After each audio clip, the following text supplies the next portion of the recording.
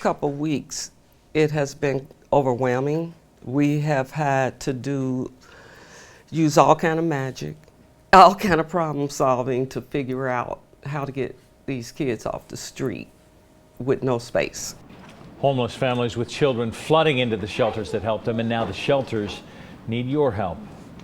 Good evening, everyone. Usually by this time of year, families have gotten off the street into the housing so children can get their way back to school. Yeah, but this year something has changed, and while no one can really explain it, more families than ever are reaching out to Bethany House shelters for some help. Local 12's Rich Jaffe joins us now from Bethany House with one family's heart-wrenching story of survival. Rich.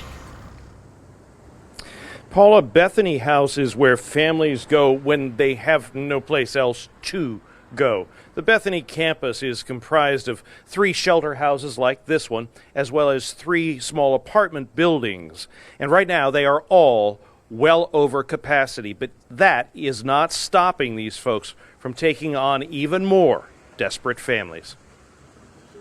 After her Section 8 home in Roselawn got flooded, the health department forced Tawanna Terrell, her 4 kids, and her dog out onto the street.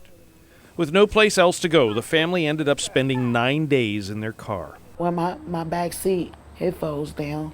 A church downtown, Old St. Mary, they had gave us blankets. So I just laid the blankets down and we just slept. I stayed up front.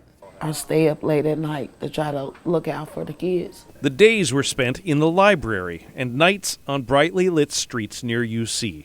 Food came from another church. In December, the family had stayed at Bethany House, and when 7-year-old Tiffany and 8-year-old Cassidy suggested it again, I was kind of ashamed of coming back because I had just left. And so I was kind of ashamed to pick up the phone and call. But then when my kids suggested it, I started calling every day. And Bethany House made room where there just isn't any.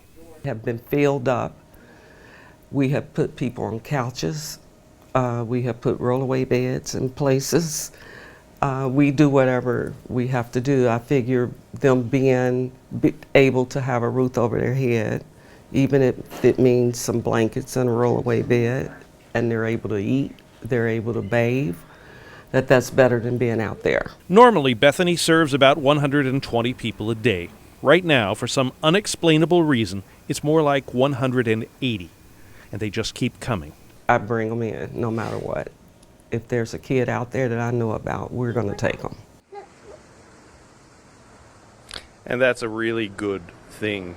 Now, I have to tell you, when families come to Bethany House, they get a lot more than just shelter. They get help finding jobs. They get help finding apartments. There are programs here for the kids. It really becomes a home away from home. But these folks are overwhelmed. By 8 o'clock tonight, 4 more families will have come in here just today.